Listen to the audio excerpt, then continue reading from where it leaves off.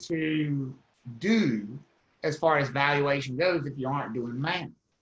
Because valuation is always about taking the numbers and saying, what does the value of the property look like based on these numbers? Valuation is a numbers question.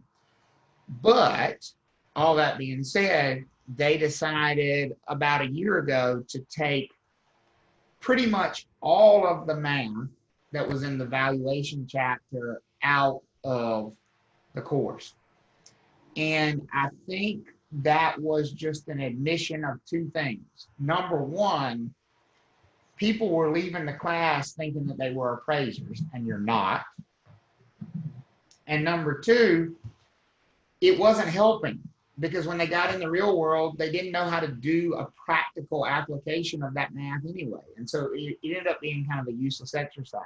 So the good news for you all is that you don't have a ton of math in this chapter. In fact, you have almost no math at all. I'm not going to say no math, because there's one tiny little segment where you have to do math, but it's nothing like what it has been in the past. So that's a good thing for you all that kind of are at math overload as far as this point goes. All that being said, you still have to understand the concept of numbers, because appraisal, valuation, predicting what something is worth is always a numbers game. It's always about the numbers. It's all about the numbers. And so let's talk about because they're going to ask you test questions about this, by the way. Travis. Yes.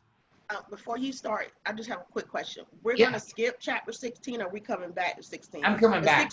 Okay, because 16 was on the test. Okay. Yeah, I'm coming back to it. It's just such a short chapter. I'm going to hit the heavier stuff while your brain's a little fresher, and then come back and add that one in. Hot dog, I got it. Yeah. So when you talk about valuation, why is this such an important thing? And this is going to be tested. From an agency standpoint, remember those duties that we owe to our clients. What are the duties we owe to our clients? Just kind of refresh my brain here. What do we owe to clients? Loyalty, obedience, Loyalty. I heard Business loyalty, I heard obedience, I heard honesty, Skill, care, confidentiality, all those things we owe to our clients. Part of skill, part of that, and this will be a test question, is always giving your clients your opinion of a property's value. If you don't do that, if you let a buyer make an offer and you haven't given them your opinion, your professional opinion of what the value of the property is, you have done them a disservice. They'll test you on that. So make sure you understand that this is a huge part of what we do for our clients, is giving them an opinion of value. We are not appraisers, though. You will likely see a test question about differentiating us as real estate licensees from appraisers.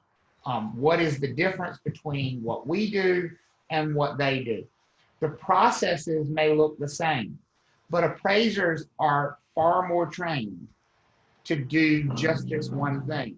Just to give you an idea, the real estate pre-licensing class is 75 hours, of which we spend about 5 hours total on the idea of valuation. The appraisal class is 200 hours, of which they spend all 200 talking about valuation.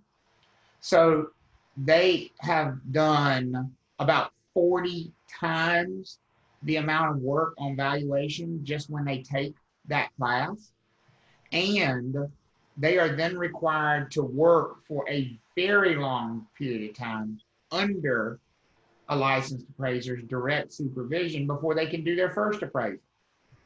So one of the most arrogant things a real estate agent can do is go, this appraiser's got it wrong. Let me tell you something. You will have to be in this business a very long time before you will have even a fraction of the idea about what goes into valuation as an appraiser. Don't do that. Don't do that. And on a test, don't do that. Appraisals are a formal opinion of value. What we mean by formal is that's what they're actually licensed to do. We give opinions of value, but ours are not. We're not licensed to give an opinion of value. We're licensed to help people buy, sell, lease, list, exchange. We give an opinion of value, but ours is an informal one because we're not specially trained to do that. Appraisers are specially trained. Okay. One thing to always pay special attention to on the test, if they ask you about an appraisal, one of the things to always pay special attention to is the time frame associated with them. Appraisals are generally said to be only good for the day they're conducted. It's like looking at the property as a snapshot in time. This is what we think the value of the property is right now, today, in this moment. Not people come up all the time. Oh, I had my house appraised 2 months ago and it appraised at this. Okay. I ate a taco 2 months ago. What does that got to do with today? I mean, that's literally what you're going to be fighting. Opinions of value, and especially appraisals, are only good for that snapshot in time. So you may see that on the test. So be on the lookout for that for sure. That's an appraisal. Ours is usually called a CMA. How many of you have heard that terminology before, heard that abbreviation, that acronym, CMA? CMA stands for comparative, and there's the most important word, comparative market analysis. So the first word tells you what we're doing. We're comparing a property, and the property here's what I want you to focus in on what you're doing. You've got a seller who wants to sell their property. You've got a buyer who wants to make an offer on the property. They want to know, they don't want to know what 15 properties are worth. They want to know what that property is worth. Does that make sense for everybody? So the property you're focusing on, that's called your subject property. We're going to call that your subject property. And the way we're going to go about coming up with our opinion of value is all rooted in that word comparative. We are going to compare our subject property to other properties. Now, when you start to compare things, I didn't say contrast. When you contrast, you're looking for differences. When you compare, you're looking for similarities. If you're comparing other properties to your subject property, what kind of properties do you think you're going to be looking for? Ones that are as what as possible? Similar as the one you're Similar to your subject as humanly possible, right? You're looking for the most similar properties you can find to compare. Now, here's the second thing you're looking for when you look for similar properties to compare. It doesn't do me any good to find an identical house across the street that hasn't sold in the last 10 years. Okay, I can compare it to that house, but I don't know what that house is worth. Does that make sense for everybody? If I don't know what that one that I'm comparing it to is worth, what somebody would pay for that one, then it's a useless comparison. So add the things together. Not only do I need to find things that are similar, but I need to find things that I know what somebody was willing to pay for them, and preferably was recently willing to pay for them. So when I'm looking for comparable properties, I'm looking for ones that are as similar as possible, that have sold as recently as possible. Does that make sense for everybody? Because that gives us a really good point of comparison. Let me take it away from real estate for a second, because I think sometimes that helps. If you were in the market to buy a Ford F-150 pickup truck, would you want to know what people were paying for Ford F-150s? Or would you want to know what people were paying for Priuses, Accords, maybe a Pathfinder. Would you just throw it all in the mix, or would you specifically want to know what people were paying for Ford F-150s if you wanted to know how much you should pay for a Ford F-150? Just a Ford F-150. You want to know just what people were paying for Ford F-150s, correct? And would you want to know what people paid for Ford F-150 2 years ago, or would you want to know what they paid for one like last week? Last week. And would you want like one that was like 3 model years difference, or would you want like the same model year if you could find it? Same Same model. model. It's the same thing when you're doing real estate. Don't start pulling comparable properties out of your rear end just because you like the number. Don't let the numbers guide you. Find the property first and then let the numbers talk. So when you're looking for comparable properties, you're looking for ones, and this is going to show up as a test question. So it's an important idea. You're looking for ones that have recently what? Sold. Sold. And they are as possible to Similar as possible. Similar. your. So now, similar is a very subjective thing. Recent is a very subjective thing. People want us to give them rules. There are no rules. When I say as similar as possible, I mean as possible. I've had people say, there are no comps. That's a lie. There are always comps. You just don't like the comps. That's a different thing. I had somebody say, well, I'm trying to sell this property and this out in the country, and the only houses within 2 miles are 3 times as big. And I said, well, then you got a choice to make. What's more similar? The ones that are 3 times as big 2 miles away, or the one that's the same size 10 miles away? Well, the one that's the same size 10 miles away. I said, then that's your best comp. Shut up and go with it. Right? There's no roadmap to choosing. Now, are there going to be situations where it's much easier to choose comps, where you have many similar properties in close proximity that have sold a lot recently? Is that going to happen from time to time? Think about like townhouse developments. If you have a townhouse development with 100 homes in there, there's probably only like 3 or 4 floor plans out of those 100 homes. So are there probably lots of similar ones in there to your property? Yeah. And if there are 100 homes in there, are there probably at any given time quite a few of them that have recently sold? What do you think? Typically. Easy to find comps. Easy. It's going to be harder for some properties, but don't let that stop you. You're still looking for the most similar things you can find that have sold the most recently, whatever that is, whatever that happens to be. Are we okay on this idea of what a comparable property is? Is everybody good with that? Because that's a very important baseline understanding. But Travis, is there a general sense of recent? Is it the last 2 years, 5 years, 10 years? So that's the thing. The more recent, the better. So I wouldn't start with an arbitrary date in mind. What I would start with is very recent and see if I could find something, because I know the more recent, the better. When I start my searches, I usually start last 30 days. And here's why people don't like that. They get, I didn't find anything. That's okay. If you didn't find anything 30 days, search 60 days. And if you didn't find anything in 60 days, search 90 days. Here's the problem that you're going to come up with, Elizabeth, when people say, well, I go back 2 years. Okay, now you got 10 of them. Now you got to start picking and choosing which one's the best one. And when you do that, you're going to have a really bad CMA, because you're going to pick and choose the ones you like. You're going to pick and choose, oh, well, that one sold for more money. Let me use that one. That one sold. No.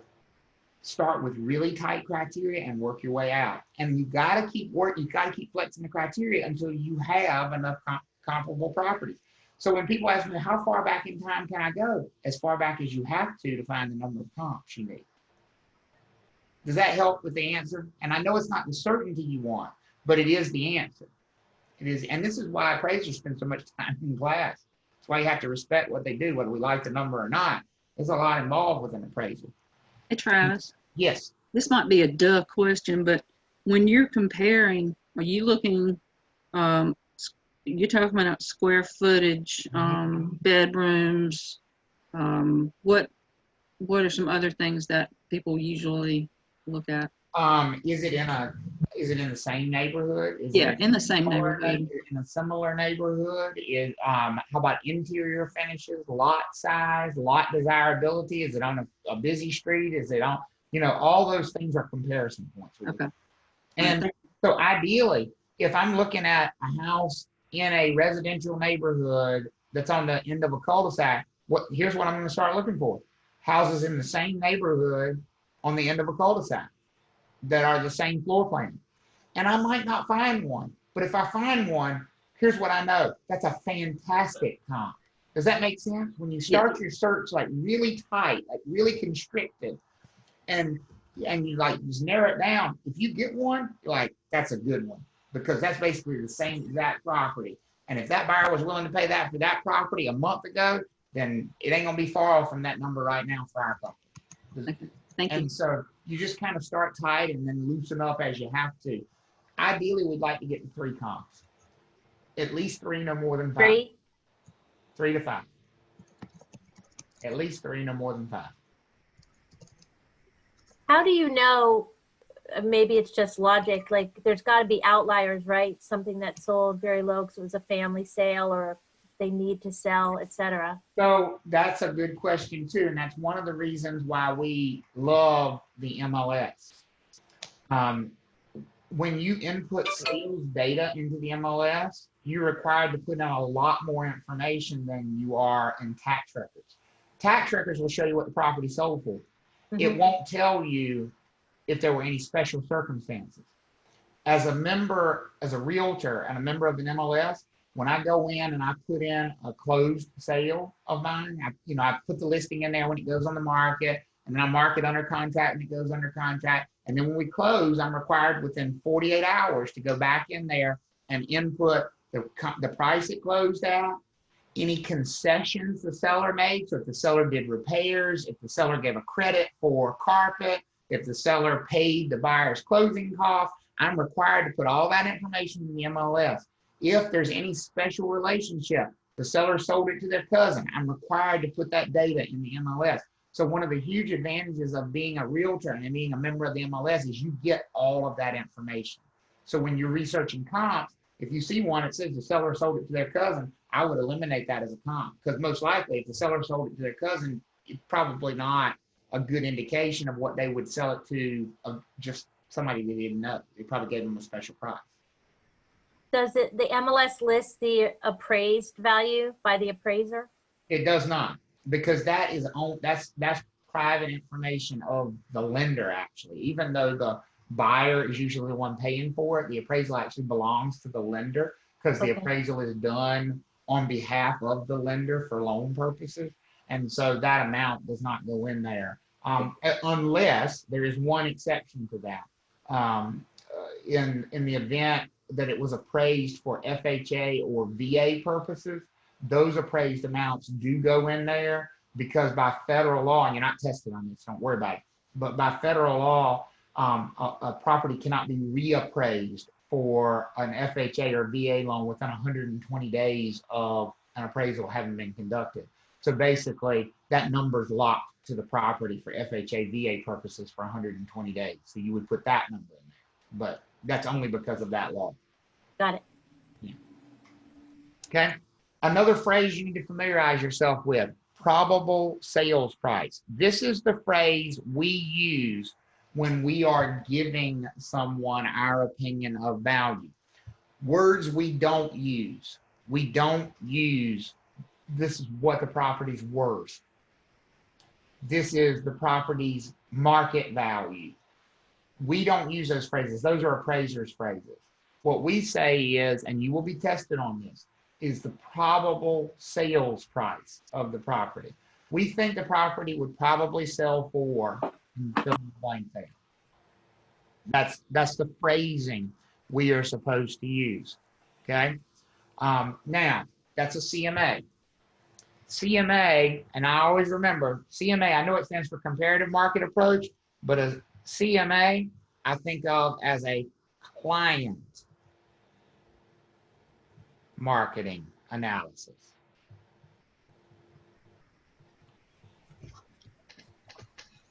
And here's why I think of it that way. A CMA, I'm doing for who? Clients. For a client. Either somebody who is already my client or someone who I'm trying to convert into my client. Because remember, sometimes you would probably do a CMA for a seller even before you have the listing. Because when you go sit down with the seller at the listing appointment and you're talking about potentially listing their property, one of the first things the seller's going to ask you is, well, what do you think I should sell it for? What do you think the price should be? And so you probably have to have already done a CMA. That's still considered a CMA because you're doing it because you hope this person will be your client. Is everybody with me on that? Okay. So CMAs are done for clients or potential clients. We are also allowed, some of us, as real estate licensees in North Carolina, I am allowed, Seth is allowed, you all will not be allowed, at least at first, to do something called a broker price opinion. A BPO, a broker price opinion, is the exact same thing as a CMA. It's just done for somebody different. Somebody that's not a what? Client. Not a client. Here's what I like to think of with BPO. I know it's a broker price opinion. Here's the way I think of it. A bank price opinion. Because quite honestly, I've never known anybody other than a bank to ask me for one. So here's what's happening. Somebody contacts you out of the blue and says, Ethan, what do you think 123 Main Street would sell for? And you go, who are you? And they say, that ain't important. Listen, I pay you $100 to know what 123 Main Street is worth. You can take that assignment as a real estate broker in this state. Here's the thing though. They're not engaging his services for anything else. They're not asking him to represent them as a buyer or seller. What's the one service he's going to provide to this person? Probable sales price. They just want to know the value. They want to know the probable sales price. That's a BPO. And the rules are a little bit different for BPOs because it says who cannot do them. GPs. Provisional brokers. You might see a test question in the North Carolina section about BPOs and provisional brokers. Provisional brokers are not allowed to do BPOs. Provisional brokers are allowed to do CMA, which makes sense because provisional brokers are allowed to represent who?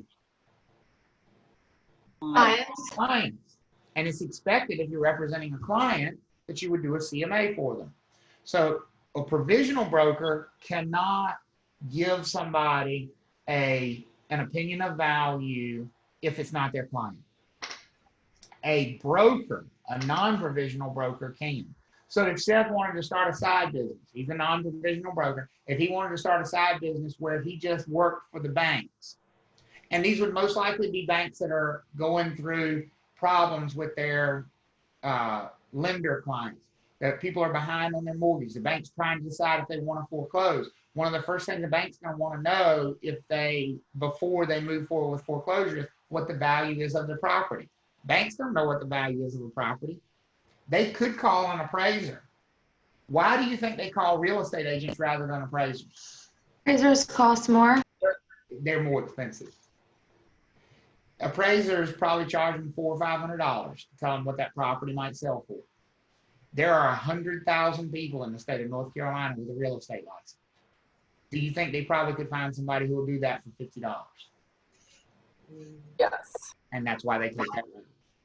And that's legal if you're a non-provisional broker. When doing the BPO, you'd have to measure the property yourself, measure the square footage yourself. You do not. There's no requirement for a CMA or a BPO that you measure the property. The only requirement for measurement for us as licensees is if we are stating the measurement on a listing. So like we're listing the property for sale and we're giving the square footage. Now we're also required to spot like if the number is just completely crazy. You know, like for example, if I was doing a BPO on a property that, you know, I based my BPO on 3,000 square feet because that's what the tax record said, but I'm looking at a picture of the property and it's a little ranch house, 1 story. The real estate commission would say, well, you should have known there's no way that was 3,000 square feet. But we don't actually have a requirement to measure it for a BPO. Because all the prices we're giving is just an estimate. It's Correct. not. It's an opinion of value. Okay. BPOs also use the same phrasing, probable sales price. Okay. And we should never use words like value or worth, all that stuff. Okay. Danya said, so a BPO has the same process as a CMA. The only difference is that a BPO, they're not your client. Exactly. That's exactly right, Danya. You're being paid just for giving an opinion of value. That's the only thing you're being paid for. There. Elizabeth also asked, would a broker hire another broker to do a BPO to get a second opinion? You know, that's a great question, Elizabeth. I've never encountered that, but I don't see why you couldn't. I would think if there were, you know, someone you really trusted, and you were in a market that you really didn't know that much about, and they were willing to do it for you, there's no reason why you couldn't hire another broker for a BPO and pay them for it. I usually just ask my broker in charge. Yeah, I know you do. Trust me, I know you do. They all come to me for CMA questions. And listen, I talk with them exactly like I talk to you. I answer their questions with a question. They get so mad at me, they want to just, can you just answer my question? No, it's a teachable moment. All right, are we good on all this? Yeah, okay.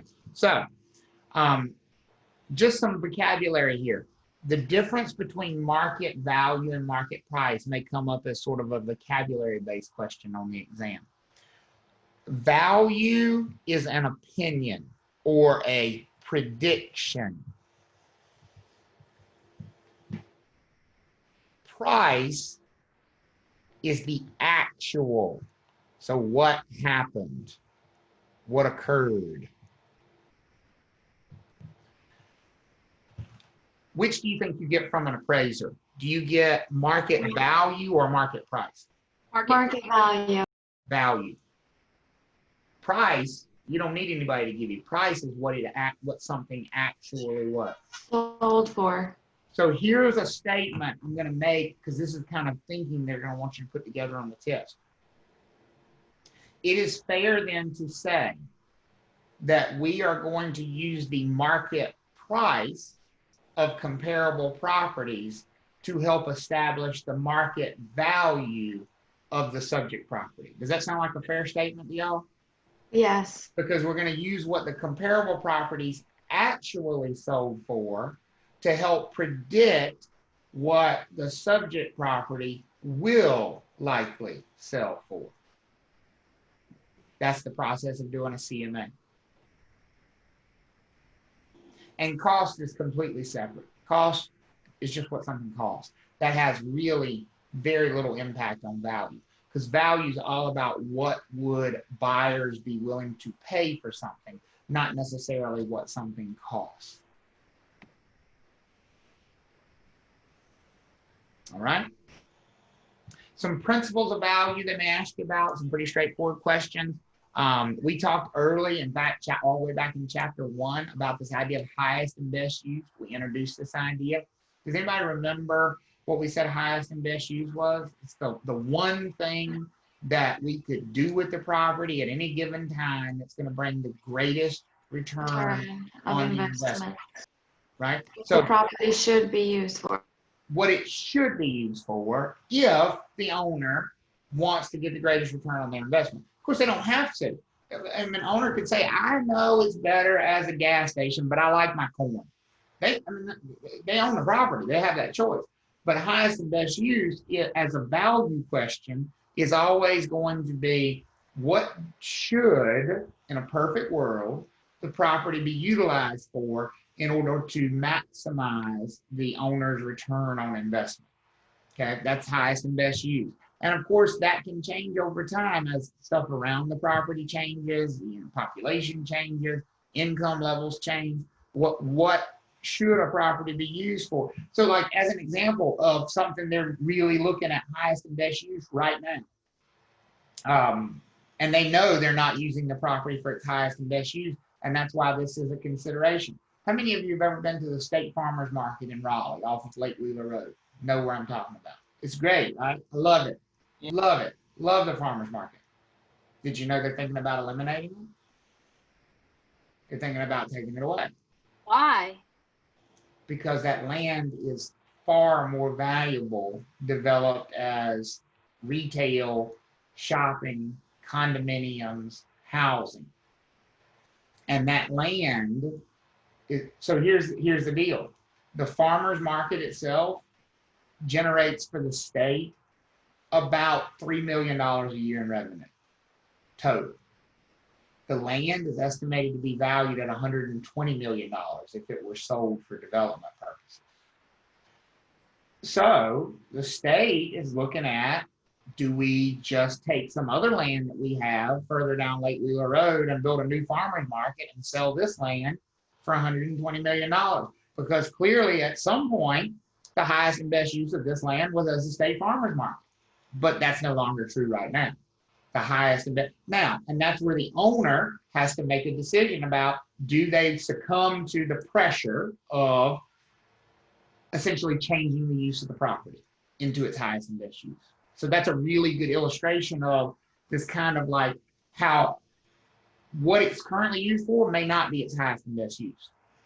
But there's reasons to keep it used. I hope they keep it there, selfishly. But if I own that land, honey, it would be sold long time ago. Long time ago. I'd be buying my tomatoes from down the road if it was my land. Because there is a lot of money to be made selling that land. That's a beautiful piece of property right in the middle of town. Okay. Principles of value, other vocabulary words. The principle of substitution. The principle of substitution says that if you have buyers that are comparison shopping, which is what buyers do, inevitably they will opt for, not every buyer, but in larger numbers, they will opt for the cheaper option if everything else is the same. And we see that played out across the country all the time. Forget real estate. If two retailers sell the same TV, who's going to sell more of that television? The one who's $50 cheaper or the one who's the higher price? Cheaper. The cheaper one. That's why Walmart is the biggest retailer in the country. You know? And so this kind of comparison shopping is always happening. And we have to remember that in real estate transactions. Buyers are always going to comparison shop. And so value is a very relative thing because buyers are going to base value based on what they see at any given time.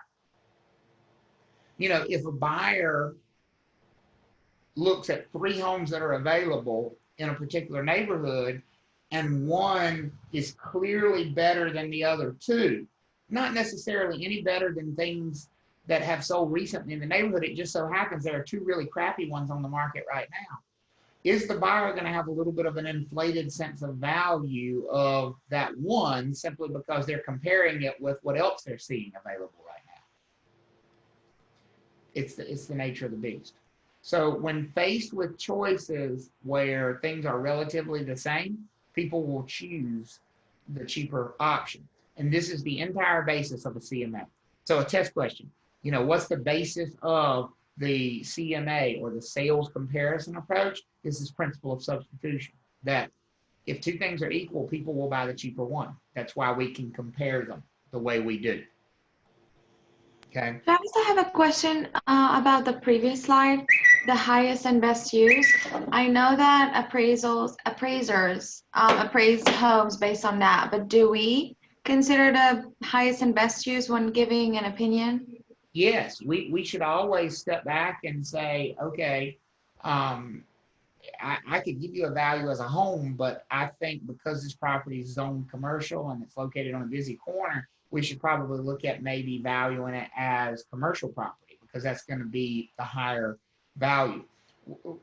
We just don't have nearly the expertise that an appraiser would have. So that might be a time to call in for some help at that time if you were not well versed in commercial land, commercial development, that sort of thing. So, Thank all right. you. Donnie was curious to know if this is similar to price checking. Yeah, that's what I was about. I was about to read her comment over there. Thank you.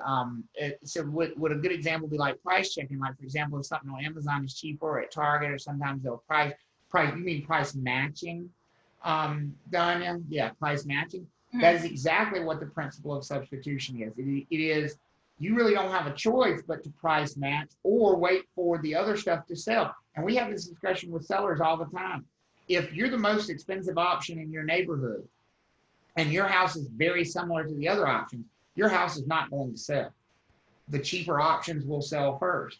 And so as a seller, you have the choice of, you can wait for those to go, and then you'll be the only option, unless something else comes on the market, or you can essentially lower your price and match theirs to be competitive. So it's a very same concept. That's a really great way of putting it.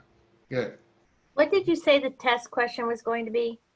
They would ask something like, which of the following principles of value is most likely to use to describe a CMA or the sales comparison approach? And it would be this principle of substitution, because that's essentially what we're doing, is we're substituting one property for another. We're saying, okay, if a buyer was willing to pay $180,000 for this property and it's really similar to this property, then they would also be willing to pay $180,000 for this property. So we're just substituting them for each other. So the principles of value are highest and best use and substitution. Those are the only two, or did I miss That's the only two one? we've covered so far. Okay, About to get another one. But okay, this principle of substitution is the most important one. for the CMA. For the CMA purposes, exactly. Okay? And conformity is another principle of value. Conformity, the idea of conformity, says that any property will most likely achieve its highest value if it is similar to the other properties in its immediate surroundings. This is where terms like over-improved come from. Appraisers use a term like over-improved as a nice way of saying to a seller, you wasted your money on that. You shouldn't have done that.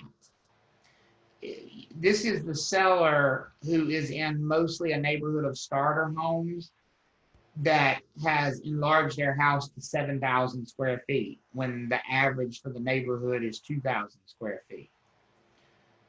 It doesn't mean that addition doesn't have value. It just means it has far less value than it would if it were in a neighborhood of similar properties. Does that make sense for everybody? That this is the one case where standing out is not to your best interest. That the more in alignment you are with the neighborhood, the greater your return on investment will be in most cases. So just for a comparison so I can relate to it, back home where I'm from, this happens a lot. Like someone will have a big parcel of land and then it'll be subdivided and different owners will have it. And let's say you have like 3 double wides and then somebody decided to come in recently and build over a $300,000 brick home. Mm-hmm. That's similar to this? That is very similar to this, because here's what they're going to find, and they're going to be very upset when they find it out later on down the road. When they get ready to sell that brick home, it's probably not even going to sell for what they have in materials and cost in constructing it, because it's going to be judged based on its surroundings. Okay. What it costs to build it is going to have no impact on what a buyer is willing to pay for it. And most buyers who are looking at that kind of a home are not going to want to be next to a double wide.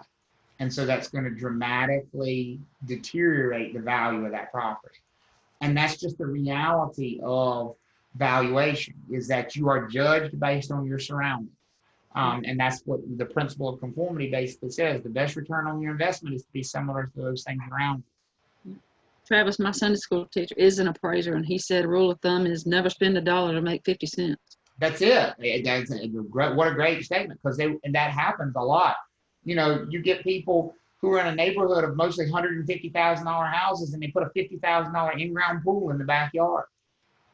Well, no buyer is going to be willing to come along and pay you $50,000 for a pool when that's 30% of the price of the whole house. There's no way.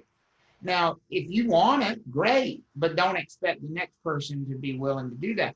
But if you're in a neighborhood where everybody has a pool and it's the expected norm, then you might get a decent return on that investment. So it's always about judging based on your surroundings. That's what conformity is all about.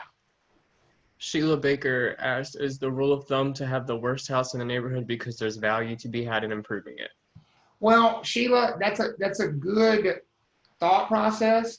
And that flows right with conformity, because if you have the worst house in the neighborhood, spending money will bring you more into conformity with the neighborhood. Making improvements will bring you more into conformity, and generally the more in conformity you are, the greater return on your investment. So absolutely.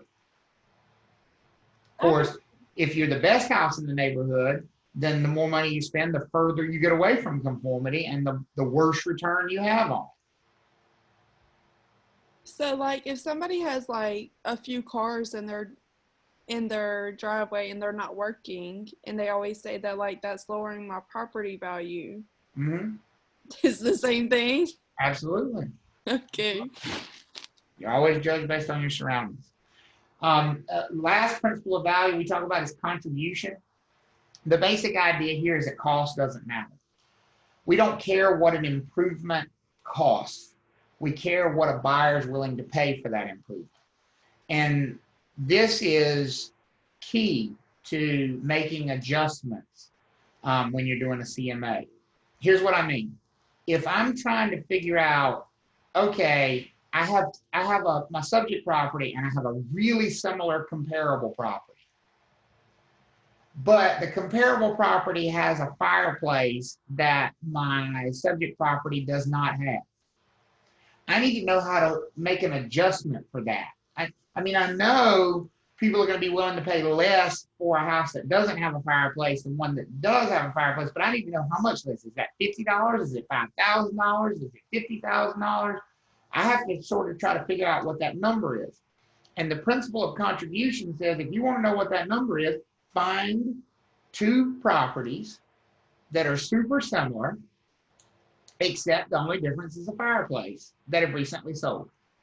If you can find two very similar properties that recently sold, and the only difference between them was a fireplace, then the difference in price is what the fireplace is worth. So what if you found two very similar properties and they sold for $1,500 difference, except one had a fireplace and one didn't? Would that tell you what the fireplace was worth? Yes. $1,500. And people say, but the fireplace was a $5,000 option when I built the house. Nobody cares. Newsflash. You decided to do that. It's not about you anymore. You're selling it. It's about what the next buyer is willing to pay for it. And all we know is it looks like buyers are willing to pay $1,500 for that fireplace. And so therefore the value of the fireplace is $1,500. Its value is whatever it contributes overall to the property. Okay, does that make sense for everybody? Mm-hmm. Good, good. Nobody cares might be the best thing I've heard all week. That's the truth. It's the truth. Okay. There are three methods, three approaches to value. And we're going to talk about each of the three of them, but it's 11, so why don't we take a break? We'll come back and we're going to talk about each of the three of them and dig into what the three different approaches to value are. So I got 11, why don't we say 11, 10, and we'll pick it back up and talk about the three different approaches to value, okay? Here, where we left off. Yeah, a gallon or more every day. There you go. See, it's all these young people that drinking all the water.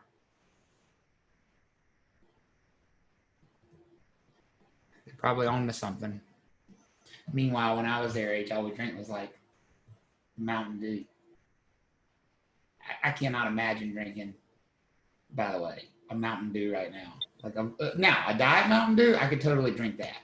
But a regular Mountain Dew, I feel like my teeth would fall out of my head if I drank a regular Mountain Dew. And that's all we drank. Ugh, I can't even. And look, it's probably better for you than the diet version is, but I just could not, just from the sheer like shock of the sugar, I'd probably like go into a coma at this point in my life if I drank a regular Mountain Dew. But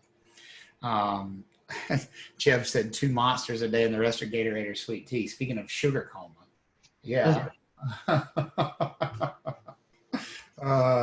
There you go. All right. So when we left off before, we were about to get into the 3 different approaches or types of valuations that an appraiser might do. And if an appraiser might do it, we might also do it because remember, we owe our clients these opinions of value as well. Here's the thing I want you to understand about these approaches to value. They are based on, oops, go back. They're based on the property type. There's not any property where you're probably in your real estate career ever going to do all 3 approaches to value at the same time. You're going to look at the property and go, okay, it's this kind of property, so I probably would use this approach, this method of getting to a value.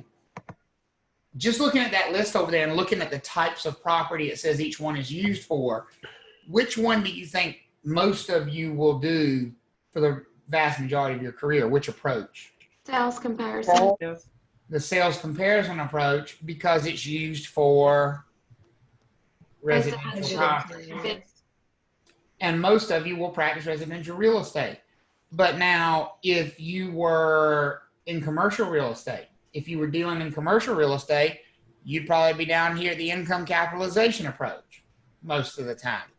But for the most of you, since you're going to be in residential real estate, you probably will do the sales comparison approach far more commonly than anything else. The CMA is a sales comparison approach.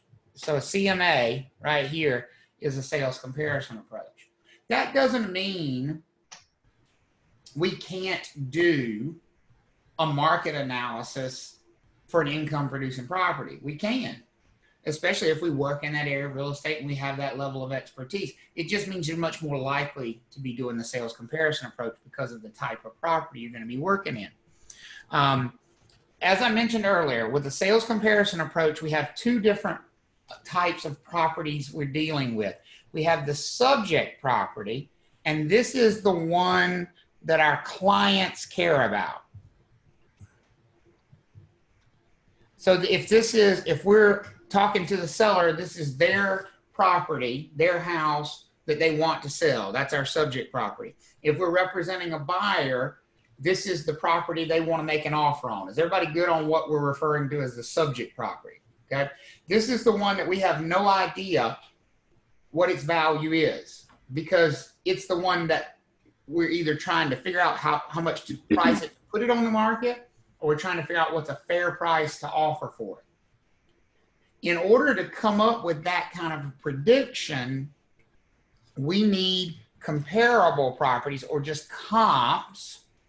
And as we said earlier, recently sold is really important. Recently sold. So on a test, they might throw in there very similar home of the same style in the same neighborhood recently listed for $250,000. Would that be a comp you would want to use? No, because it hasn't been sold yet. I mean, listed, we don't know what it's going to sell for. It could sell for less. It could sell for more. So like as an example, my listing that went under contract last week, if somebody used that as a comp, they would be severely underselling the neighborhood, because we listed at $339, but we're going to close at $350. And so list price is never a good indicator that you'd want to the point that you'd want to use it. Now, Do we have to take list price into consideration for offers and that sort of thing? Of course. But when we're doing a CMA, we're not looking at list price. We're looking at what things sold for. So we need properties that have recently sold. The thing is, no matter how similar things are, no matter how similar they are, they're never going to be exactly the same. And that's where this word comes into the picture. We make adjustments for the things that are not as similar as we would like them to be. Here's what I mean. If you're comparing two properties and one has a garage and the other one doesn't have a garage, do you think it's a fair statement to say that they probably would sell for a different amount of money? If they're otherwise, everything's the same location, same size, same finishes, everything's the same. One has a garage, one does not have a garage. Is there probably going to be a difference in the sales price? Yeah. For Yes. sure. So if I was using one of those as a point of comparison, as my comparable, and it had a garage, and my subject did not have a garage, and I said to my buyer, well, now the house down the street, which is pretty much just the same thing, sold for $225. Do you think the buyer would rightfully say, yeah, but that house had a garage and this one doesn't have a garage? Would that be a fair statement? Yes. So we have to make adjustments for stuff like that. That's where the adjustments come into the picture. We need to take that kind of a statement and put it into numbers. That's what adjustments are. Adjustments are numbers that basically try to equalize out our comparable properties back with the subject property. Now notice what it says here. We're equalizing the comps. 100% guaranteed. There's very few things that I say. You absolutely positively will see a test question. I say you might, or I think you will. This one, 100% guaranteed you'll see as a test question. You'll see questions about adjustments being made, and they'll ask you, what should the adjustment be? At least one or two of the answer choices will say, adjust the subject property. Folks, you cannot adjust the subject property. All adjustments are made to the sales price of the comparable properties. So whenever you're making an adjustment, that adjustment should be made not to the subject, but to the what? The comp. To the comp. We want to make the comp look more like the subject. That's the goal of our adjustments. So we talked about, generically earlier, sort of how do we choose comps? And we said some factors come into play, like as recent as possible, as similar as possible. They should be sold. And the question came up, I think it was maybe even Sheila who asked it about like special circumstances. Like what if they sold the house to a family member, or what if they had to sell it because they were in a hurry? We want to take all of that into consideration. So on the test, I would say look at timing, look at location, and look at circumstances. If anything has special circumstances, eliminate it as a choice on the test. You should not choose. If they say, a property that recently sold as a short sale listing for $350,000. Well, what do we know about a short sale listing? We talked about short sales a little bit yesterday. We know the seller's on a bind, right? We know they're upside down on their mortgage. We know they're behind on their mortgage payments. We know that the bank is allowing them to sell it for less than the loan amount. So that's not a comp we want to use. The seller had to make a quick sale due to a move out of the country. That's not a comp that we want to use. So on the test, if they identify any special circumstances, I would say you could eliminate that as an answer choice for a good comparable property. All right. How do we make adjustments? As I said a minute ago, we always adjust the sales price. It says value here. I put sales price. Always adjust the sales price of the comparable property. Never The subject property. Well, there's nothing to adjust with the subject property. We don't know a sales price for the subject property. So the only sales price we know is the sales price, what the comp sold for. And that's the one that we're going to adjust. That's the one that we're going to focus on, is the sales price of the comp. The whole goal is to make the properties more equal. Now, on the test, you're very likely to be asked, what's the appropriate adjustment? You're not going to have to do an actual CMA. A CMA is a series of adjustments on several properties at one time. You're not going to be asked to do that on the test. What you will be asked to do, though, is to know which direction to adjust and which property to adjust. So I want you to bear with me, and I'm going to do this as best I can on here. It's a little bit harder than it is in person because I have to hold my hands up no matter what. Hold your hands in front of you at the same level, okay? Now, your left hand does not move. It does not go up or down. It is locked in place. This is your comparable property. Your subject property. I can't talk today. This is your subject property. It does not move. You don't adjust the subject. The subject is what the subject is. If it's 2,000 square feet, it's 2,000 square feet. Your other hand, your right hand, is your comparable property. It can be better than your subject. It can be worse than your subject, or it can be the same as your subject. The goal of an adjustment is to make this or this into this. So you're either adjusting the comp down to the level of the subject, or adjusting the comp up to the level of the subject, or if they're already the same, you're not making an adjustment at all. Does that make sense for everybody? So let's just throw a couple of them out there. You're doing a CMA and your subject property does not have a deck. A very similar comparable property down the street that sold recently does have a deck. And they're going to ask you what the adjustment should be. So here's the way you're going to do that. Your left hand is your subject property. Hold it up. It's always in the same place. It doesn't move. What did I say about the subject property? Does have a deck or doesn't have a deck? Does not have a deck. Does not have a deck. So my subject doesn't have a deck.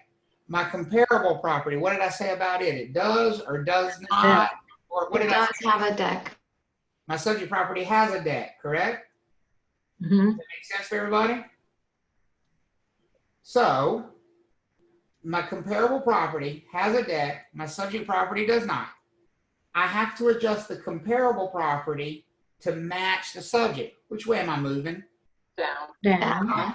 I'm adjusting the value of the comparable property downward to make that adjustment. And if they told you that the value of a deck was $5,000, and it would just be adjust the value of the comparable property or the sales price of the comparable property down by $5,000. Now, so here on the slide, it says if the comparable property is better than the subject property, so here's my subject, here's my comparable, then I adjust the sales price of the comp down. It says if the comparable property is worse than the subject property, so here's my subject and here's my comp is lower, then I adjust the value of the comp up. Is that clicking for everybody? Sheila asked, how do you get the value of the deck? How would you get the value of the deck? Other comps with and without decks. You gave the perfect answer to your own question. You would look for other similar properties in the neighborhood that had sold, preferably a couple that were very, very similar, one with a deck, one without a deck. And that's where you would come up with the number. That's for a real world CMA. You don't have to do that in the test setting. Okay, are we all good on the idea of making an adjustment? Okay, so here's an example of that. It says, in attempting to value a property at 123 Main Street in Garner, Diane finds that a very similar comparable property that sold for $150,000 last month. So $150,000 is your starting point. That's what your comp sold for. The home at 123 Main Street, which is my subject, has 3 full baths, but the comparable property has only 2. So here's what that looks like. Here's my subject, which has 3 baths, correct? But my comparable property has 2 baths. So that's worse. So that's worse. So I So need you to adjust your my comp down. up to my subject. Oh, My subject is here, my comp's down here. I need to okay. adjust the comp up to the level of the subject. Okay. In other words, if I was going to make them even in the real world, I'd have to add a bathroom to my comp. Does that make sense for everybody? Well, I can't physically add a bathroom, but what I can add is the value of a bathroom. So now that I know that the adjustment is up, they tell me that that bathroom's worth $8,000. So what does it indicate my subject property would sell for? Well, $8,000 more than the it comp. would sell for $158,000.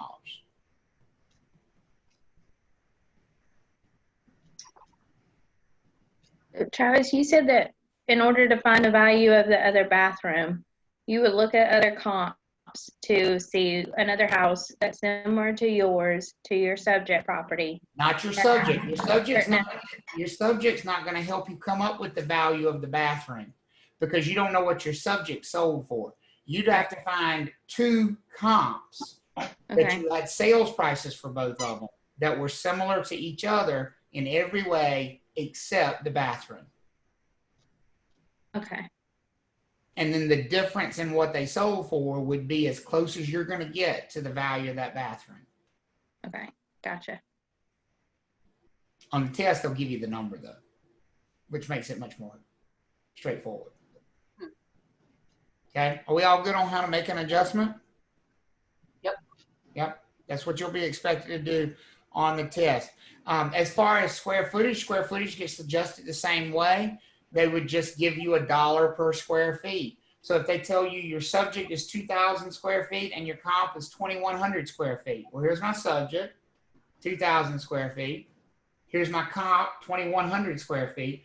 Which direction do I need to adjust? Forget the numbers for a second, but which direction do I need to adjust? Down. Down. I need to adjust the comp down to the level of the subject. So that's going to be a minus. And then if I could, in a perfect world, I would subtract 100 square feet, but I can't actually take away 100 square feet. What I can do is take away the value of 100 square feet. So if they told me that square footage was $50 a square foot, I would say $50 a square foot times 100 square feet minus $5,000. That would be my adjustment.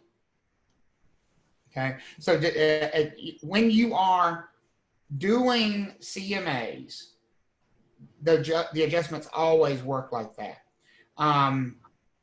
You need to know the words appreciation and depreciation. Because market values change over time, sometimes depending on how long it has been since your comparable property sold, you might have to make an adjustment for appreciation or an adjustment for depreciation.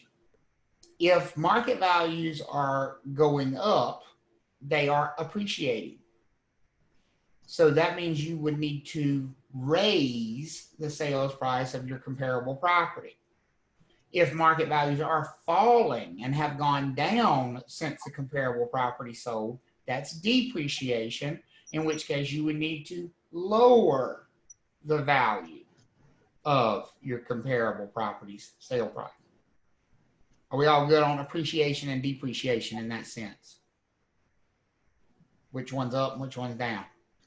Where do you get the market analysis for whether it's appreciating or depreciating your brokering chart? You would have to do the research again. You'd have to go and research. Okay, we've had 150 closings this month, and there were 120 closings 6 months ago, and the average price 6 months ago in this same market was $320,000, and the average price now is $325,000. So that's appreciation, and so you would adjust upward to show that appreciation. So it's always about going back to the data, going back to the comparisons. And that's why it is crazy when you hear real estate agents act like they know more about value than appraisers. Appraisers spend months learning how to research these things. And here's So the truth. there's no database for you guys to go to that tracks all this No. It'll take you at least a decade minimum to do that. to learn to do a good CMA. In the meantime, you're going to have to rely on those around you and or hire a professional. There's always the option of hiring an appraiser to help you with stuff. And I know a lot of agents don't like to hear that. I don't want to spend that money. Well, if you don't know how to do it, what else are you going to do? Right. You know, it's part of the deal. You got to give your clients advice about value. Okay. Something that will show up on the test. Never average values together when you come up with your adjusted values. So here's what we mean. Each comp, let's say we have 3 comps, comp 1, comp 2, comp 3. And we've done all our adjustments, and after our adjustments, comp 1 says the property would sell for $354,000. Comp 2, after all the adjustments, says the property would sell for $360,000. Comp 3, after all the adjustments, says the property would sell for $343,000. There is a tendency to take those numbers and average them together and say your property is worth this. That is not how it's done. And in matter of fact, as a real estate agent, we are specifically forbidden from going any further than this. This is as far as we can go. And that's what it means right here where it says it has to be reported as a range. So what would you say to this seller? Mr. Seller, I think the probable sales price of your property would be somewhere between $343,000 and $360,000.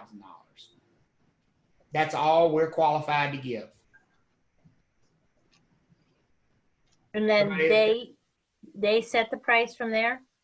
Well, you can give advice. You can say, now, based on everything I see about the market, I think we should probably be listed at the high end of that just because there's not much competition out there. So you can certainly advise them of what you think they should do based on that range. But what you can't do is say, well, based on my CMA, I think your house is worth $370,000. No, you give a range of value. Because you need to make it clear to them that you're not qualified enough to give them an exact number. There's only one person qualified enough in the state of North Carolina to give an exact value, and that is an appraiser, a licensed appraiser. So say you go in with this range and your buyer says, well, this is all well and good, but we all know that they probably sold for less than they were asking. So I want to ask 370. Okay. Well, how would you, I suppose you have to look at the whole market and everything, but would you walk away from something? That's where I think that's where you do look at the market. Because here's what I would say to the seller. I would say, okay, you're right. Generally, there is some negotiation. But here's the thing. Comp 1 sold in 1 day. Comp 2 was on the market for 4 hours. And Comp 3 was on the market for 2 days. My guess is there was not much negotiation in those prices. Got it. But now, if I was looking at that same CMA and I said, okay, well, this one took 60 days to close or to go under contract. This one was 42 days. And this one was 30 days. Most likely, you'd be right. There probably was some negotiation in those prices. So I think it's going to be different advice based on the market conditions. What the situation is. Yeah. Got it. Thanks. Okay. All right, are we all good on the sales comparison approach before we move on to the next one? Because remember, we said there were 3 approaches to value, and that's the sales comparison approach. Are we all good on the idea of finding comparable properties? How many comps do we need? No fewer than what? 3. 3, and no more than? 5. 5, right? Recently sold, as similar as possible, preferably same style, preferably same neighborhood, all those kinds of things. We're going to make adjustments. We always adjust or make adjustments to the sales price of the comparable property. We never adjust the subject property. And we, as real estate licensees, always report a range of value from the lowest to the highest rather than a specific number. We're all good there. Travis. Yes, Tasha. Terminology. I had an agent who used the terminology, we've had a soft appraisal done. Yeah. And my husband and I talked about it after we had met with this individual, and I said, well, pretty much they probably just done the CMA. What I was thinking in my head, what we were thinking was that it's probably something that he had done a CMA or something along that line, but didn't actually have an appraiser come out and appraise the property. I wonder if they might need, well, first of all, it's not like a defined terminology, so I'm guessing. Okay. I'm wondering if they maybe had an appraiser do like a remote appraisal where they didn't actually visit the property. You know, they just kind of looked at the data and said, I think it's worth this, which is not an appraisal, but it is an opinion of value from an appraiser. So I'm wondering if they did maybe something like that. Okay, well, that could make sense. I just wondered if that terminology was something that was in the industry and okay. Not that I've heard. And I'm glad it's not, because I'm going to tell you, my mind went to bad places, because when you said a soft appraisal, I'm like, I don't want a hard appraisal. But I mean, that was, you know, that was just me. So. Get your mind out the gutter. Okay, thank you. Yeah, I've never heard that one before, but if I had to guess, that's probably what they mean. Okay. Something like that. The second approach to value, which is used not for a residential property, so you would never, ever use this on residential property. You would never use this for vacant land, because residential property and vacant land, you would go back and that would be this sales comparison approach, right? Sales comparison approach would be the one we would use for residential and for vacant land. If, however, the property you are trying to value is a special use property, then you might end up doing the cost approach.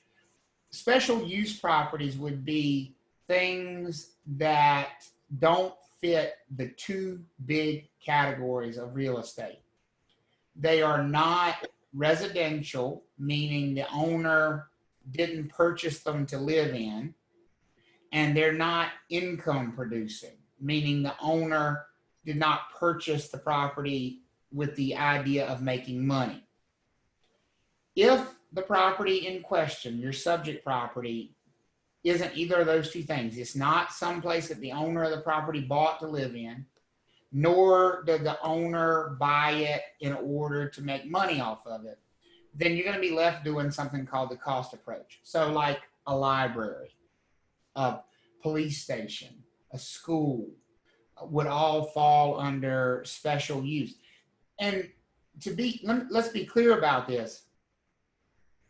If we had comps, we would still do the sales comparison approach. The sales comparison approach is always the most accurate way to value a property, because you're basically saying, well, we find very similar properties that have recently sold and we directly compare them. That's always the most accurate approach. The problem with the sales comparison approach is you've got to be able to find comps. If you were trying to come up with a value for a school, do you think you would struggle finding comps? Would you struggle finding other schools that had recently sold? Yeah. Yes. Yes. Absolutely. And I realize I missed a question over there. Christina, I think Seth answered it, but I'll make sure. So once you do a CMA, if the seller asks, what should I list my home for? What would you say to them as a broker? And Brittany said she had the same question. And Seth said, you're allowed to give advice. He gave a good answer. Look at him. He's allowed to give advice based on what you think, you know, with the range. And that's exactly right. You could absolutely give advice after you've given the range of value. But if you can't find comps for something, they just don't exist, and it's not an income producing property, you will definitely end up using the cost approach. And this is it's an approach to value that's not very accurate. That's why we try not to use it. We really don't want to use the cost approach. Sheila said, would a wet slip in a marina be a special use? It really depends, Sheila. Is it deeded separately? And if so, are there other comparable properties, comparable wet slips that have sold to compare it to? If there are comparable ones that have sold, you would still go back to the sales comparison approach. Okay. But, you know, realistically, with the cost approach, we would only utilize it for properties that we just couldn't make fit in anything else, because this is by far the least accurate method of predicting value. So people say, well, if it's not very accurate, why does it exist? Well, we need to have insurance on these properties. We need an insurance value. Think about when you buy insurance on something. If you take out collision insurance on your car, the value of the insurance policy is based on the value of the vehicle, correct? It's more expensive to insure a Mercedes convertible than it is to insure a Toyota Corolla, right? It just is, because it's more expensive to repair, there's more liability, there's more potential costs for the insurance company. So the same thing is true when you're purchasing insurance on structures. We need a value even if it's never going to sell. So like like a school, it's never going to sell. We're not predicting the value so we can tell a buyer what they should offer, but we need to know a value in case the thing burns down, because we got to buy insurance on it. And so that's why this cost approach exists. It exists primarily for insurance purposes. Hey, Travis, I have a quick question in the chat. Where would the appraisal value come into effect when determining the price? Where would the appraisal value come into, are we talking about a list price? Are we talking about a contract offer price? Or price is a very vague term in that. And I know you probably don't know. I'm asking whoever asked. No, I know. Yeah, so I'm the one that asked the question. So whenever you're coming up with the comps for a property, and the seller is saying, well, how much do I need to sell my property for? And you give them all the comps, you give them their 3 comps, you give them at most 5, and they're saying, well, I think it's more than this, then can you go to the appraised value at that point? And like, I just don't understand where the appraised value comes in. What do you, I don't understand what you're referring to when you say the appraised value. Who had it appraised? Like, do you have it, that's what I'm asking, like, do you have it appraised before you start coming up with a full price for them to list it as? Most real estate brokers do not. Okay. Most real estate brokers do not. That's why they do a CMA. I'll be honest with you. If I'm paying for an appraisal, I'm not doing a CMA. I paid somebody else for that work. There's no way I'm doing one too, you know, because theirs is going to be at least as good, if not better than mine. I mean, so wouldn't it be better you wouldn't have an appraised value to look at. Like, wouldn't it be better, just best practices to just go ahead and do an appraisal? Sure. Instead of doing the CMA, just so that you can get the most amount for your client? Absolutely. That gets expensive though. And so then you have to decide as a business decision. So here's what I decided. I do it on all my listings.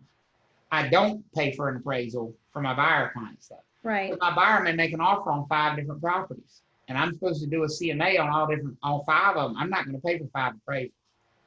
And so, you know, you got to make a business decision about where you're comfortable with that. But for me, yes, I do appraisals for my sellers because it does help with that discussion.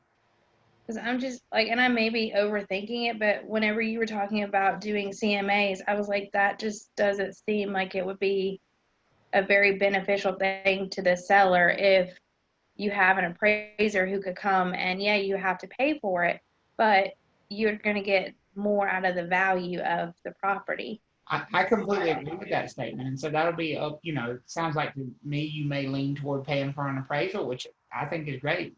I wish honestly more agents did it because I think sometimes I have a real suspicion they're not doing either one. They're Yeah, not 'cause there's getting an less room for appraiser, they're error. not doing a CMA, they're just pulling a number out of thin air. Because there's less room for error whenever you do go through the appraisal route versus going through with a CMA. That's exactly right, because they are Okay. the professional. Absolutely. Okay. It's their Thank job. you. Yep. So remember, with this cost approach, we're not going to do it unless we absolutely have to. We will do everything we can to do one of the two other approaches, either the sales comparison approach or the income approach.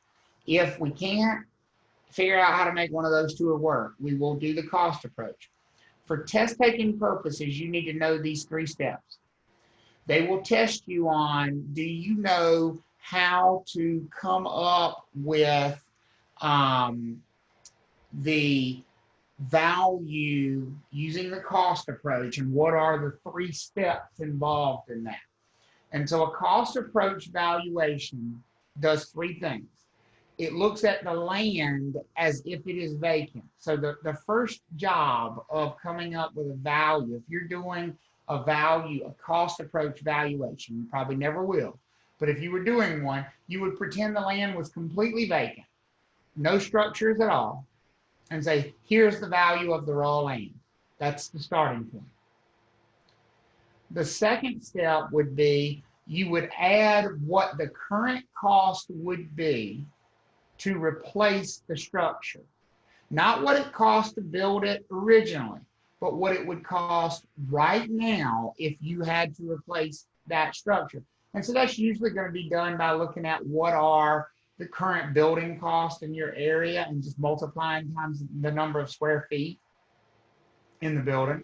But you're basically saying, okay, if the thing burned down, blew up, was destroyed, how much would it cost to replace the structure with a brand new one, same type, same size, but new?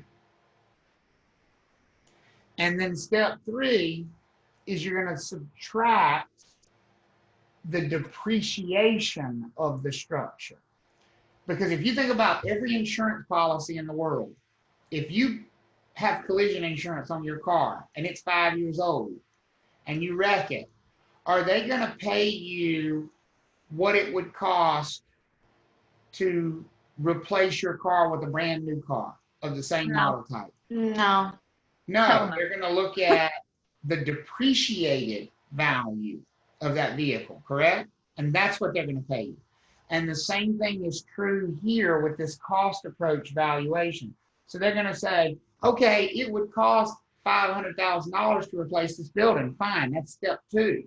So let's use numbers here. Let's say we valued the land if it was vacant and the land was worth $150,000.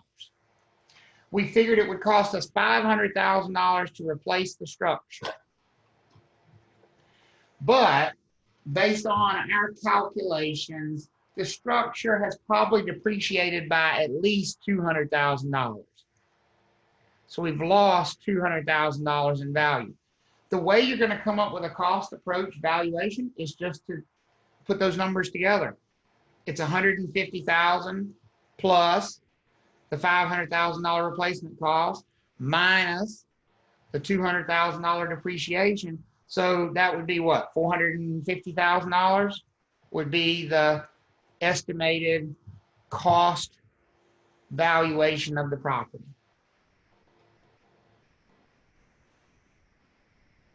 That makes sense for everybody? So it's the land value plus the replacement cost of the building minus the depreciation. This is math you used to all have to do. This math you don't have to do anymore, except what I just did right there. In the past, you had to calculate the replacement cost. You won't be asked to do that anymore. In the past, you had to calculate the depreciation. You won't be asked to do that anymore. They'll just say to you, the land is worth $150,000 and the building is estimated to have a replacement cost of $500,000. However, the building structure has undergone $200,000 in depreciation. And you're going to have to know how to put those numbers together. So it's land value plus replacement cost minus depreciation. Does that make sense to everybody? And that's your cost valuation. Sheila, to answer your question over there in the chat, aren't bank appraisals for loans usually lower than real estate appraisals? They should be the exact same thing. Appraisals Really? should not, in theory, be different based on their purpose. Is that a North Carolina thing or federal? That's everywhere. That's everywhere. That doesn't mean it always practically happens that way, but that's the theory. What happens with appraisals, truthfully, in sales transactions is the appraisers get influenced by the contract price. They see the contract price. And whether they tell you they get influenced by it or not, it's naive to think they don't. I mean, as an example, the house that I just put under contract, I had an appraisal done before we listed it, and the comp said 315. And I agreed. I looked at the appraisal, good appraisal. The comps screamed 315. We went under contract at 350.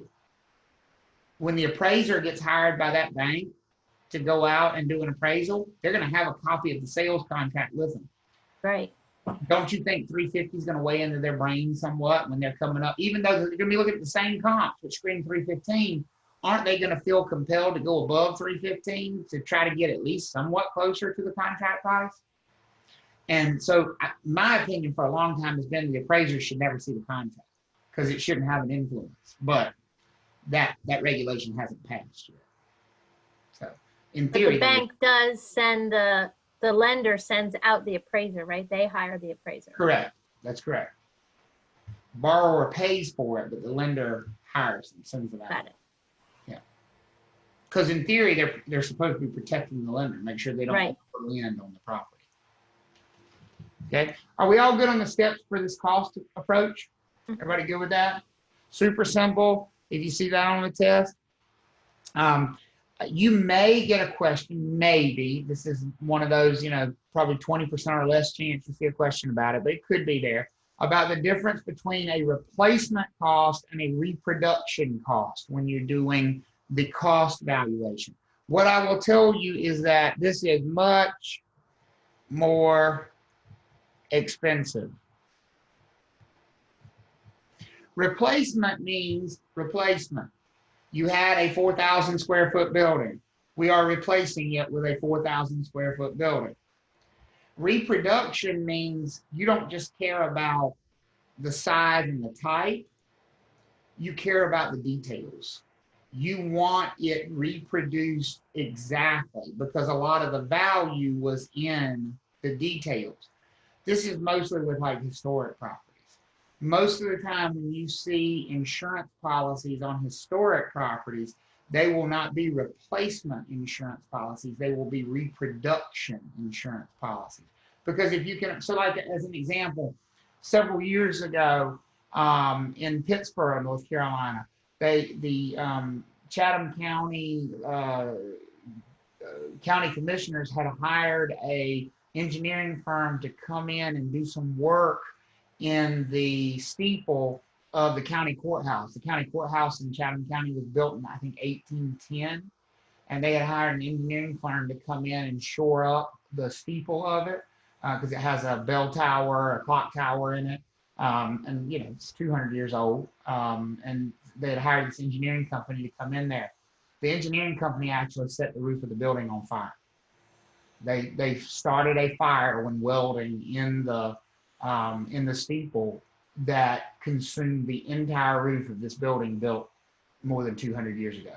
It burned the entire roof, and including all of the real estate transaction records from about 150 years worth of time that were stored up there, by the way. So all the paper records were destroyed.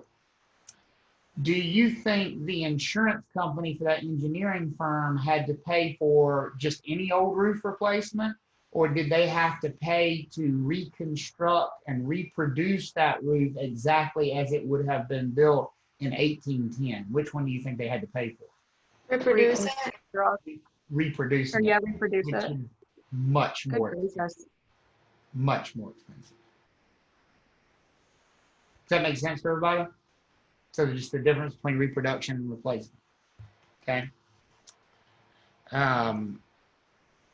We talked about the square foot method, by far the most common way to determine replacement or reproduction cost is the square foot method. You know, you just take the cost of it. So for example, we might see something that says, you know, in the area building costs or for this type of property are, not cash costs, are $90 per square foot. And this is a 4,000 square foot building. So how would we calculate the replacement cost of it? We would just say what? 4,000 square feet times $90 per square foot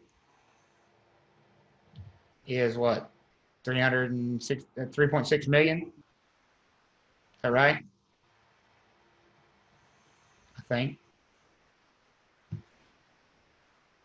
That's all the square foot method is. It's just taking an average of what construction costs are in the area and multiplying times the number of square feet and saying that's what it would take to replace this building. Again, no math here. I showed it as math because it helps to understand the concept of it. You're not going to have to calculate a replacement cost, but you do need to understand how we come to a replacement cost. Are we all right there? Yeah? Okay. This will show up on the test. The different types of depreciation. This is a test item. No doubt about it, and most people miss it. There are, what did we say depreciation was earlier? When market value has done what? Gone down. Has gone down. There are several reasons that market values can decrease for a property. We need to break down the different types of depreciation. One is just that the property has not been maintained. This one is by itself. Physical deterioration. This is just no maintenance. In other words, the property has not been well cared for. Things are broken. The property has problems. Now, here's where some people struggle right away. I'm going to ask you a question. Can you fix problems on the property? Yes. Yes. That still doesn't tell you whether physical deterioration is incurable or curable. Curable sounds like, oh, I can fix it, it's curable. It could still be incurable even though you can fix it. Because if you look at the definition here, it says incurable means it can be fixed, but it's not worth fixing. So what if we look at a structure and we estimate repairs would cost $400,000, but the replacement value of the structure is $350,000. Is that curable or incurable physical deterioration? Incurable. Which do you think it is? Incurable. That is incurable physical deterioration, because the amount of expense to fix the problem is more than the value of the property once it's fixed. That's what incurable means. It's a value question.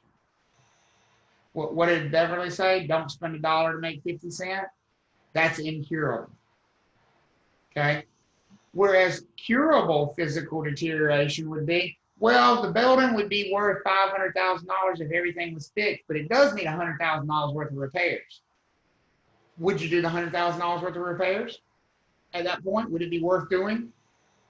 If the building would be worth $500,000 once fixed, and it needs $100,000 in repairs, yes, are they economically worth doing? Yes. yes. Then that is curable physical deterioration. That's the difference between curable and incurable. Is everybody all right with that? Yes. Okay. Now, we need to have a much deeper discussion about these ones down here at the bottom. These down here tend to give people fits on the test. I think part of it is this word right here is just a big word. Obsolescence. What's the root word though here? Obsolete. Obsolete. What does obsolete mean to you? Everybody's gonna have a little bit different definition. Well, what does obsolete mean to you all? Anybody have an idea what it means to you? Falling out of use. Useless. Anna said falling out of use. Justine, what'd you say? Useless. Useless. Okay, that's a descriptive one. Useless. Okay. The value of it's like completely nothing at this point. So the value is completely nothing of things that are obsolete. See, I think that's a little bit too harsh, but I get where you're coming from. How about, can we say this? The value is lesser because people don't want it when things are obsolete? Mm-hmm. Might have some value, but it's very dramatically reduced, right? Obsolete means all those things. It means people don't want it anymore. Whatever it is, it means it's not desirable.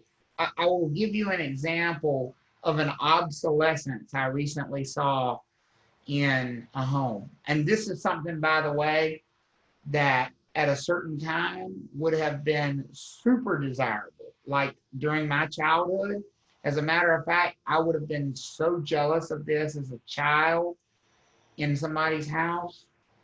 How many of you are children of the 70s and 80s, and when you saw a television show or a movie where somebody had a home intercom system, I knew you were going to say you absolutely went out of your mind thinking that would be the coolest thing ever to have in your house, especially if it was one that in the kitchen had that control panel that was like 8 feet wide with different buttons for every room, and it had a tape deck on it, and so you could play music in every room of the house and turn the volume up or down. And y'all know what I'm talking about, right? Yes. That thing.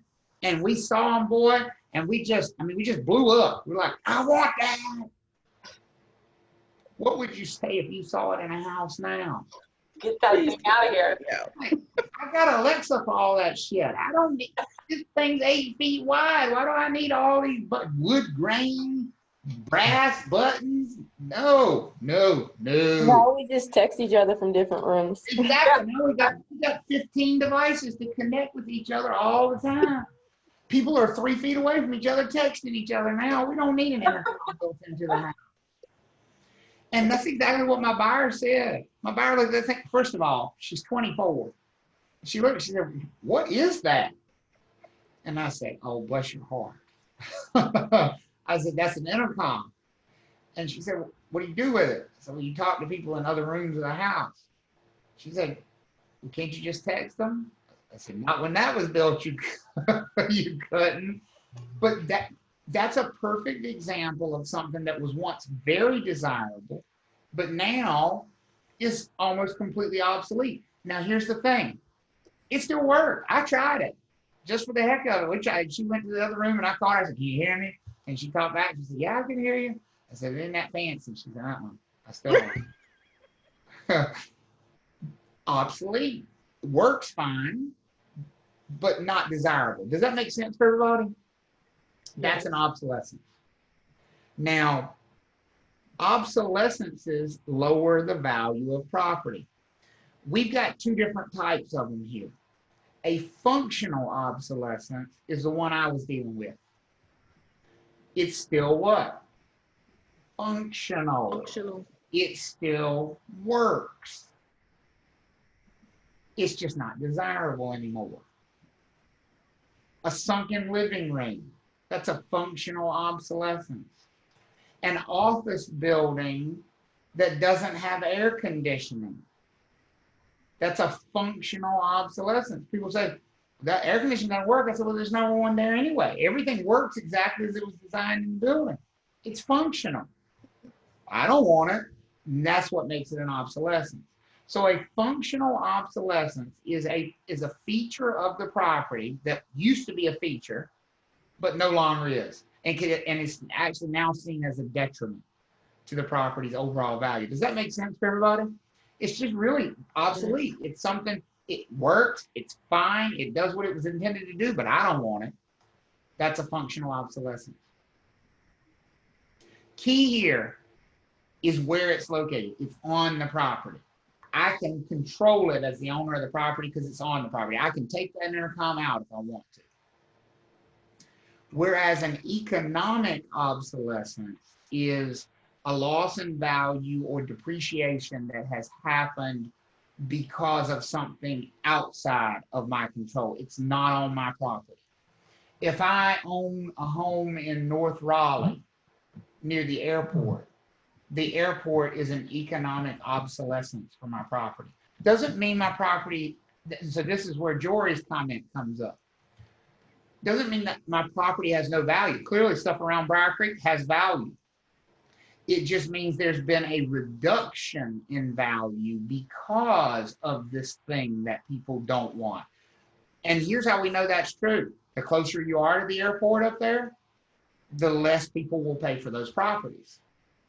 Even to the point that in some neighborhoods, there are huge price swings from one side of the neighborhood to the other based on the flight pattern.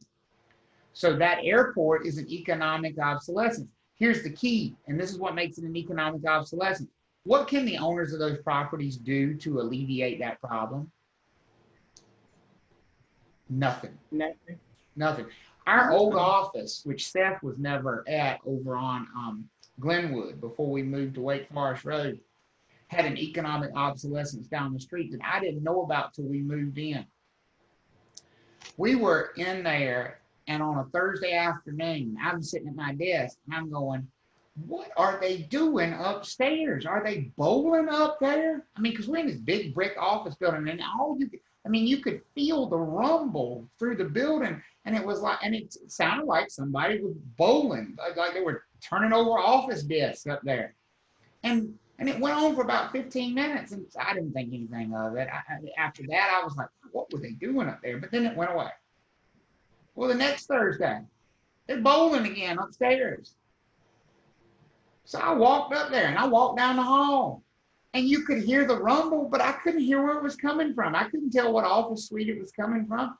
And so I called the landlord. I said, listen, I don't know what's going on over here, but something's wrong with this building.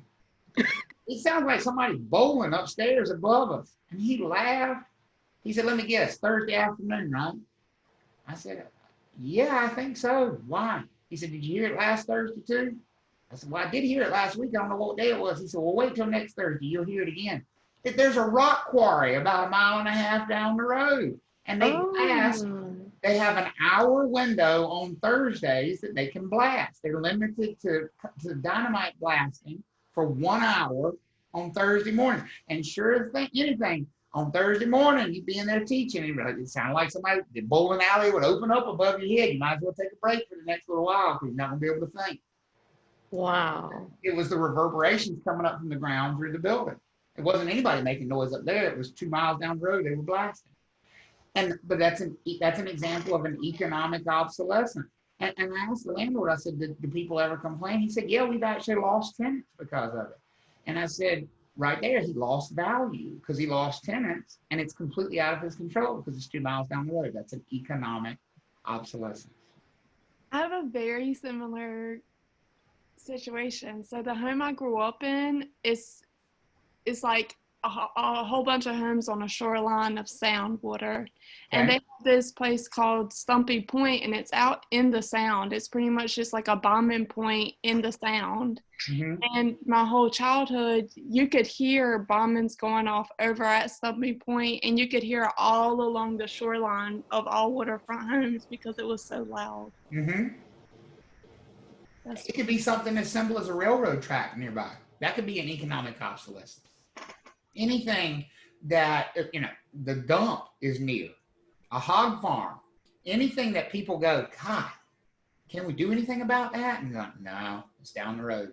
That's with hunting grounds, because like where I grew up off of Highway 70 and Highway 50 in Garner. Yep. And literally right on the other side of the highway was hunting. So I'd wake up some weekends and like all you hear is just like gunshots. Yeah. Yeah, and same thing is true down in parts of Fayetteville near Fort Bragg, near the artillery ranges. I mean, you know, if you're not used to that, you talk about getting terrified out of your skin. You think World War III's happening when that artillery range opens fire. You know. I have the opposite effect because gunfire doesn't scare me anymore. Well, there you go. It's desensitized to it. I guess the bigger question is, are they required to disclose that? What a great question, Tasha. I bet that falls into one of those material fact categories we talked about. So Yeah. a listing agent would be absolutely required to disclose any economic obsolescence. Absolutely. But they didn't tell you about the. They didn't, but that I didn't rent it from a leasing agent. I rented it directly from the landlord. And so just like it's buyer beware, it's tenant beware too. If you're not dealing with a real estate licensee. And so he didn't, and honestly, he wasn't trying to hide it. He just didn't even think about it. He'd been, you know, his office was in the same building, and he just gotten so desensitized to it. And I mentioned to him, I said, you know, by the way, if you ever do use a property manager over here, make sure they know about that, because they're going to be required to disclose it to anybody who would come in and rent. So, we all good there? Yes. Difference between functional obsolescence and economic obsolescence. Okay, good. Yep, and Cassie said like a train. Absolutely, absolutely, an economic obsolescence. As far as how depreciation is calculated, you just need to know the terminology. You need to know what an effective age is and what an economic life is. And an effective age is how much of the property's useful life has been used up. Not necessarily how old it is. You know, you could have a building that's 20 years old, but if it's been super well maintained and it's been updated regularly, it might have an effective age that's a lot less than 20 years. You could also have a building that's older than its actual age and effective age because it hasn't been well maintained. So effective age just refers to how old does it look and feel based on its current condition. And economic life is the number of years that we expect it to remain useful for its original purpose. Not standing or occupied or any of those kinds of things, but useful economically. So like as an example, Walmarts have a very short economic life. They only plan to be in those buildings about 20 years. And then they have in their plans that they're gonna build a new building and move somewhere else. Well, the old building from a functional standpoint is just fine. And many times you would see somebody else come behind and either rent or purchase that old building and use it for 30, 40 years after that. But if the original intended time frame for it to be economically viable was only 20 years, then that's its economic life. Does that make sense for everybody? Okay, so it's just the amount of time that the original developer plans for this structure to remain useful for its intended purpose. Like casinos in Las Vegas have notoriously short economic lives because they know that people get bored and then eventually they're gonna have to implode the thing, tear it down, and build a new one. And usually when they implode them and tear them down, there's nothing wrong with them from the sense of they're not deteriorated. In fact, they're probably super well maintained. But people want something new. So its economic life has been used up. So you might see those terms on the exam.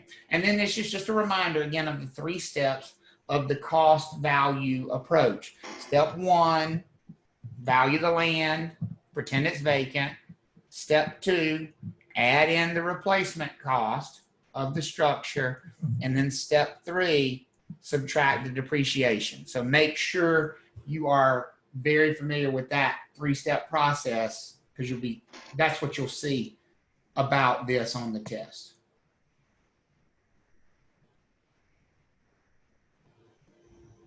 Ready for the last one? Told you there For was that one not to be used much, it has a lot of information with it. I'm sorry? I said for the cost approach not to be used often, it has a lot of information. It does. It does have a lot of information. And it's used a lot or not used a lot because it's just not very accurate. I mean, you know, if you just look at the steps, value the land as if it's vacant. So now we have to pretend. I mean, you're starting this appraisal process with, let's pretend the land is vacant. You know you're not going to have a very good valuation, but there's just not a better one for these types of properties because you can't use the sales comparison approach because there are no comps for it. Nothing like that has sold. And you can't use this last approach, which is called the income capitalization approach. Back up. How did it do that? There we go. You can't use this one called the income capitalization approach because the properties don't produce income. And so you're stuck with that cost approach. But this is the better approach for any property that produces income. If the reason the owner owns the property is to make money off of it, either through operating a business there or leasing the property out. So let me ask you this. Could a home be an income producing property? Yes. Yes. If the reason the owner owns it is to rent it out, then you shouldn't use the sales comparison approach to value that home. You should use the income approach because the reason they own it is to make what? Money. Make money. To make money. So the income capitalization approach is all about income producing property. This right here is going to show up on the test. The income capitalization approach takes whatever we think the future income of the property is going to be and converts that into a value for the property. It basically says, okay, I think this property is going to make me this much money, therefore I'm willing to pay this much for it. So it looks at, and what do you think the best estimate of the property's future income is? How do you think we estimate the property's future income? Previous income? Comparing. We look at its previous income. If we're looking at a property that's already producing income, the best estimate of the income it's going to produce in the future is the income it's producing right now. And that's exactly what we're going to use. And you already know the formula for that. How many of y'all remember Puppy Violet? Puppy Violet eats Oreos, not dog biscuits. That is the formula for calculating the income produced by an investment property. And it says this formula uses net operating income. So Puppy Violet eats Oreos, not, that's where you stop. You don't go all the way down to dog biscuits because that takes you to before tax cash flow. But you stop at net operating income. That's the income we care about when we're trying to come up with a value for these properties. And then it uses another number called the capitalization rate, which on the test, they may ask you, what's another word or another phrase for capitalization rate? How many of you have ever heard investors say rate of return? What's my rate of return? Capitalization rate just means rate of return. Everybody okay with that? Means how fast they're getting their money back.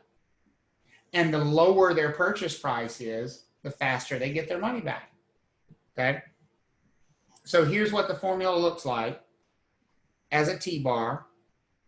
I hope y'all can't hear the snoring. The pit bull's in here, and she's laying it on under this desk down here. Like, it is just, it ain't even funny. Like, the noise is coming from down there. So I hope, I got the microphone set on like one direction, so hopefully it's not picking it up. But if you hear snoring, I'm not talking in my sleep. I promise. It's her. I have puppy snores going on too, so if I hear it, it's probably, I don't know, I won't know which one is going on. She is laid out over there today. Like, it's just all, I mean, it is on. The sleeping is on today. So this is the formula for calculating a property's value using the income capitalization approach. I told you were basically done with math. This is the one piece of math in this chapter that they will still expect you to do in the test. They want you to be able to calculate what an investment property would sell for if given a bunch of information. Here's the nice thing though. They're going to give you the net operating income. They're going to give you the capitalization rate.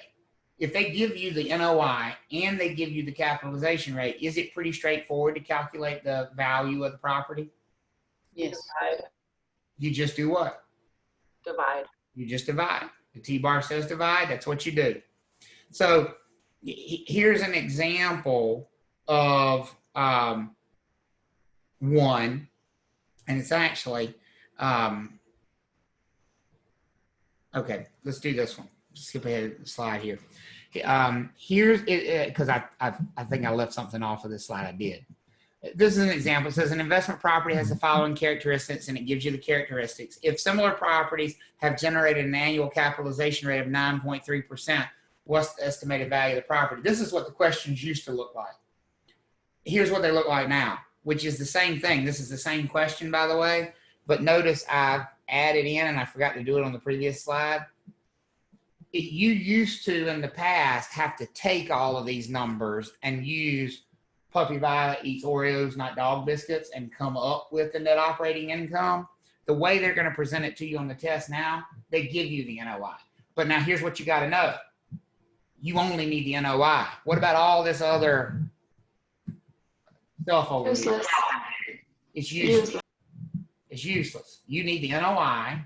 And what else does the T-bar say you need? What's the other thing over here we need? And we need the capitalization rate.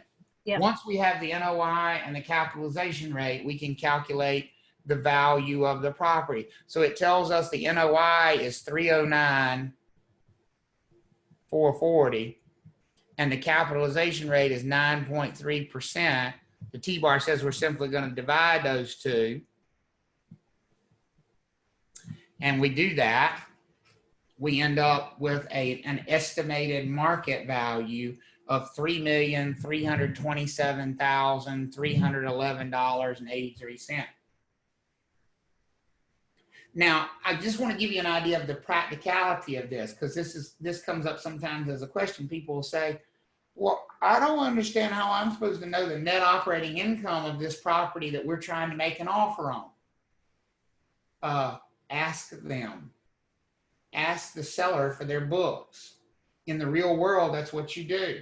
If you have a commercial investor who wants to buy this property, then you would ask the seller to provide you with their accounting books for the last few years so that you could establish, okay, we have a net operating income of $309,000. Now we can come up with what we should pay for the property.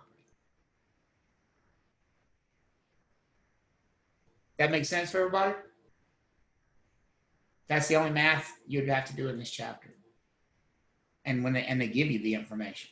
So it's going to be a single step process. Gross rent multipliers is just a way to, it's like a shortcut way to do the income approach. If you don't have all the information needed to come up with a net operating income, you could just use gross rent. Gross rent is before all the expenses are deducted. And it's just the number of months it takes to get your investment back. You don't have to do this math equation anymore, or actually do the math. I've left it in here just so you could see it as an example, but it says like a rental home generates income of $1,450 monthly. If the owner investor purchased the home for $172, what is the gross rent multiplier? And that would just be the purchase price of $172 divided by the monthly rent of $1,450. And basically what that means is it would take 118 and a half or so, almost 119 months to get your money back.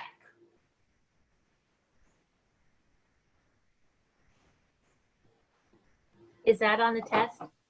The idea is on the test, not the math. You will not have to do a math, but it's one of those things where sometimes I think just showing you what the math looks like can help with the concept. So the concept of a gross rent multiplier is just, it is taking the monthly rent and then converting that into a value. So it's just estimating the maximum income you can get. Right. You're estimating the income you can get, but it also is a way to calculate, because what will end up happening is an investor will say, okay, I'll buy it as long as I can get my money back in 10 years. Well, if they say they can get their money back in 10 years, that's a gross rent multiplier of 120, because there's 120 months in 10 years. Got it. So you would just plug that into there and say, okay, well, it rents for $14.50, and then that would tell you how much to offer on the property. So it's just a quick and dirty way of coming up with an offer on a property based on its rental income. Can you please go back one slide? I wanted to see. That one or the one before? The one before, please.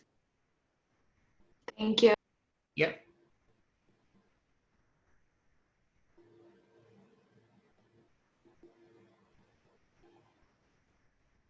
Just let me know when you're good with it.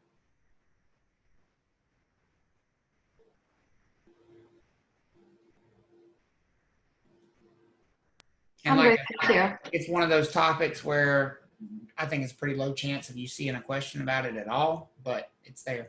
And that is all for valuation. That's it. I told you this would be better than finance, right? It is. Okay.